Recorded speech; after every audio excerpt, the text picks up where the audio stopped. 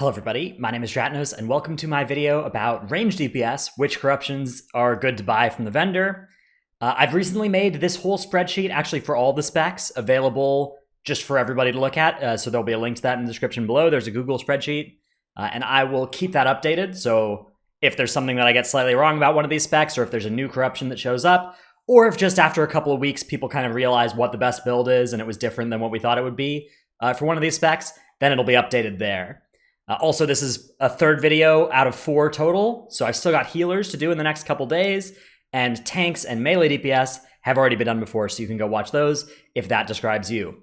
Without further ado, though, let's get started by talking about Balanced Druid. Balanced Druid, a spec that expedient, severe. People right now use stuff like Honed Mind and Void Ritual as well, but my guess is that with the vendor like this, it'll probably mostly be like 2-to-1 mix of expedients and severes that gets used, with maybe like 1 Honed Mind in there, because that ends up being a pretty efficient proc, but I'm not 100% sure on that one. I'm not a Balanced Druid scientist.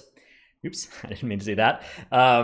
Inference Stars is something that Balanced Druid can get good use out of on single target. They don't scale super hard with these things compared to how much damage Infinite Stars can do when it's good. This is a column actually that people have been asking me quite a lot about. They're like, I just thought Infinite Stars was always good. Infinite Stars is not always good, right? Infinite Stars is like if you're on a 5-minute boss fight and it procs 20 times, 10 of those procs are going to be with full 10 stacks of the damage increase on the boss.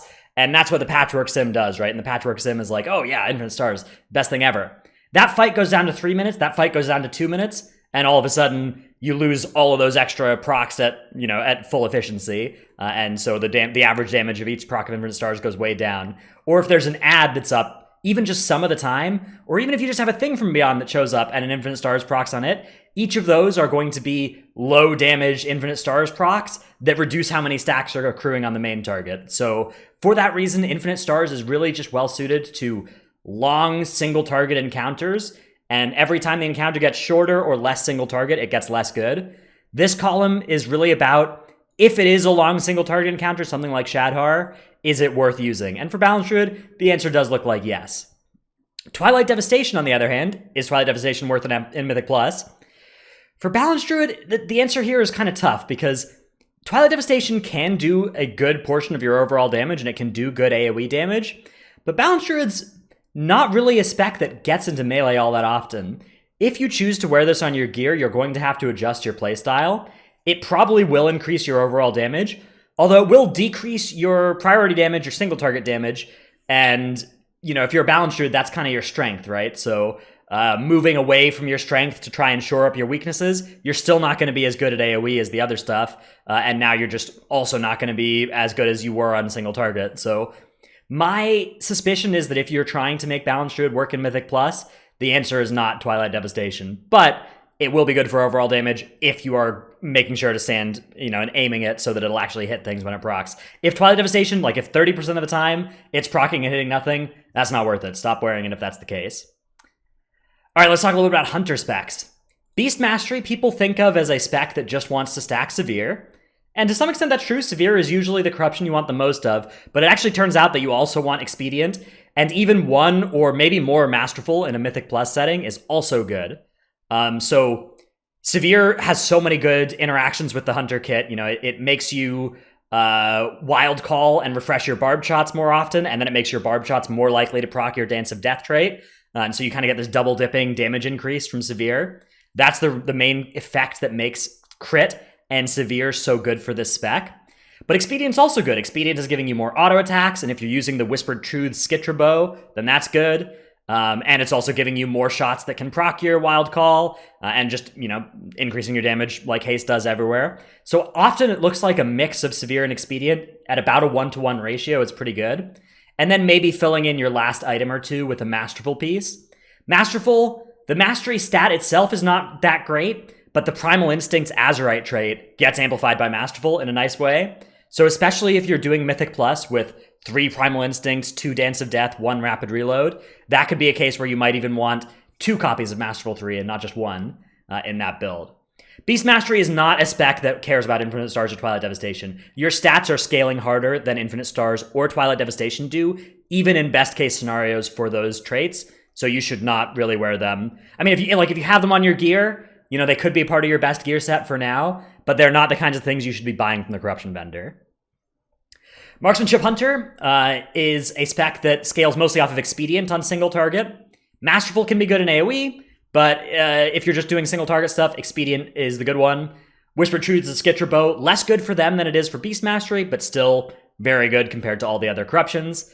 Marksmanship is a spec that can make good use out of Inference Stars, and sort of like Balanced Druid, it's like, you know, you could use Twilight Devastation. It's probably a little bit worse than the stats, actually, for Marksmanship. It's probably not even going to necessarily be better overall damage than just, like, stacking a bunch of Masterful for AoE. But it's also, you know, Marksmanship, one of the strengths of Marksmanship is that you're standing at 40 yards away and happy about that. And that goes away if you're playing Twilight Devastation. So that's a big drawback for most ranged specs. Another thing for both Hunter specs that's worth knowing is, especially if you're doing high-level Mythic Plus, these are specs that get fairly squishy, fairly easy to die, especially to stuff like Overseer Korgus, King Mechagon, Kragmaw's Tantrum. If you're getting to high enough level keys, like, you know, in low level keys, you can just be like, all right, you know, I'll exil one of those, and then I'll turtle the next one, and then I'll exil the third, and I'll be fine. But if you're in a high level key, it's kind of like, all right, actually, I need to use like a defensive and a healing effect for each of these, or I'm going to die. If you're reaching those levels of keys, an avoidant piece can actually be really strong here for Hunter survivability. So having access to one of those, if that kind of content is what you're aiming to do, is something to consider, but, you know, very situational. All right, Elemental Shaman. Elemental Shaman scales well with Strike Through, Expedient, and Severe as well. They work in slightly different places. So Strike Through is kind of just good all around. Severe is good for a single target, and it's also pretty good for AoE. Expedient is mostly good in big AoE. And then Severe also does not do well if you're trying to funnel damage into a priority target. So there are a lot of cases for Elemental Shaman where the thing you're doing is putting out 3 Flame Shocks and then getting a bunch of extra Lava Bursts into a priority target. That does not scale off of Severe at all because those Lava Bursts are guaranteed crits. So for something like N'Zoth, you know, if you're trying to optimize your N'Zoth boss damage while you have 2 Flame Shocks out on Thought Harvesters and are just blasting into N'Zoth, Severe not going to be a hugely helpful thing there. You know, Freehold, you've got Flame Shocks on 2 training dummies and you're blasting damage into Trothak. Those kinds of cases are ones where Severe is not going to scale all that well, but it's pretty good in most of the other cases. Infinite Stars, Gushing Wound, and Twisted Appendage can all also be useful for Elemental Shaman, but Twilight Devastation, even if you could keep yourself in melee, not as good as just Expedience in that case. All right, let's talk a little bit about Affliction Warlock. Affliction Warlock is one of the hardest haste scaling specs in the game, one of the specs that can get to the nastiest amounts of haste around. Expedient is a good overall corruption for them, but this is also one of the specs in the game that can make the most use out of Infinite Stars. So if you are on a fight like Shadhar, stacking Infinite Stars will be huge damage on an Affliction Warlock.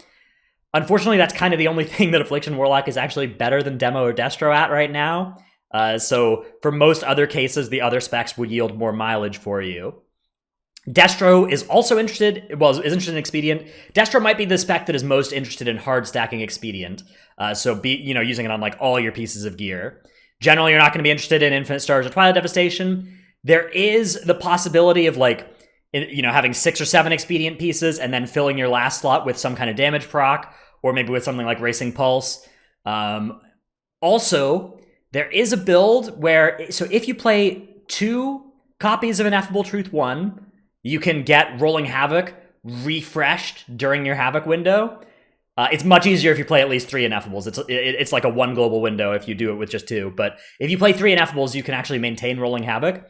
That build is, I don't think it's going to end up being as good as just stacking Expedients and using stat procs and stuff for your last couple slots, but it is worth mentioning for this spec. Demonology, also primarily interested in Expedient. So Expedient should be the kind of first thing that you're looking for from the vendor. But once you have like 5 copies of Expedient 3, you're probably then looking for stuff like Honed Mind or random kind of like other stat effects to fill out the rest of your budget. This is also, again, like the other Warlock specs, you're not really interested in Twilight Devastation, and like Destruction, you're not really interested in Infinite Stars. You'd rather just play the stat stuff. Shadow Priest, also a spec that can use Infinite Stars, because this is a spec that gets huge amounts of haste, and that makes Infinite Stars proc a lot. So Infinite Stars can be useful for Shadow Priest, even on some fights where Infinite Stars isn't, ideal and where other specs wouldn't really use it. I would say that the specs that can use Infinite Stars, even outside of like optimal conditions for it, are Affliction, Shadow, and Havoc. Those are the specs that can really broaden the number of fights where Infinite Stars might be good. However, Shadow Priest also has other very good corruptions, Severe and Expedient. Severe to combo with your Chorus of Insanity, and Expedient just to combo with your, Void Form Haste and everything. So stacking a bunch of these, I'm not quite sure what the ratio you're looking for of these is. My guess is it's supposed to be slightly weighted towards Severe, but I'm not 100% sure. Expedient also scaling a little bit better into a Mythic Plus setting, I think. But again, I'm not a Shadow Priest expert. Definitely, though, a spec where you don't want Twilight Dev. Just go with the stat stuff instead. All right, Fire Mage. Fire Mage, you just want Masterful. I think so. Maybe if you have like 7 or 8 copies of Masterful 3, maybe that last slot can be like a Honed Mind or a Strike Through or something. But pretty sure it's just supposed to be Masterful all the way down. Here, the way Fire Mage works is like normally your best single target stats are Haste Verse, and normally in AoE Mastery is pretty good. But the Masterful Corruption amplifies your Combustion Mastery, and it amplifies your Blaster Mastery to the point where it's your best Corruption. And then because you put on Masterful Corruption, every point of Mastery on your gear is also getting amplified, and that makes Mastery just your best stat for all cases as well. So once you have enough of Masterful, which is always your best Corruption, then the Mastery stat also becomes your best. Arcane Mage, looking for Severe and Strike Through has generally been what I've seen. This is a spec, though, that can make use out of Infinite Stars, Gushing Wound, and Twisted Appendage. This is also maybe a spec that can get good use out of Twilight Devastation. If you're playing Mythic Plus and you're in melee anyways to do your AoE, right? You kind of have to be there to do your Arcane Explosions. So unlike these other specs, it's not a spec where you have to change your playstyle and lose out on value as a result of that in order to deal damage with Twilight Devastation. Frost Mage has 2 main builds. There's the Glacial Spike build, which is basically just all about Masterful. That's kind of all there is to it. You can play Honed Minds in this build as well and like play around their procs to try and launch spikes into those, but really you don't have too many options with this. You're kind of just casting Frost Bolts and then Glacial Spikes. So mostly just Masterful all the way down is going to be your best option for that spec, maybe with the last piece being a Honed Mind once you have enough Masterful. Frozen Orb, little bit more variety here. Expedient and Strike Through look like the best options for that. You can also play Infinite Stars on that spec. For Glacial Spike, you shouldn't bother because, you're going to have lower hastes and you're just, you can cast your own Infinite Stars with a Glacial Spike on demand, so you'd rather just enhance that instead. Ineffable Truth, also something that can potentially be good for Frozen Orb, especially in a Mythic Plus setting. That's the kind of thing that can get you, more orbs, more blizzards, all that kind of stuff, and that is what your spec is all about. So something worth considering in that case, but for a single target, I probably would just stay away from it and go for Expedients and Strike Throughs. All right, so that's been my video here for Ranged DPS. Again, you can find this entire spreadsheet, which I will keep updated, in the link in the description below. If you found this helpful, that's good, I guess. Hit the video with a like and stuff. Check out my Twitch stream, twitch.tv/ratnose. If you found something in here that you disagree with, if there's something that you think I'm misrepresenting or that I am wrong about for your spec, put it in the comments below, upvote it if somebody else has commented it in the comments below, and then I'll, take a look if I remember to and make some updates. Anyways, thanks everybody for watching. I'll see you in the next one, which will be healers in like 2 days.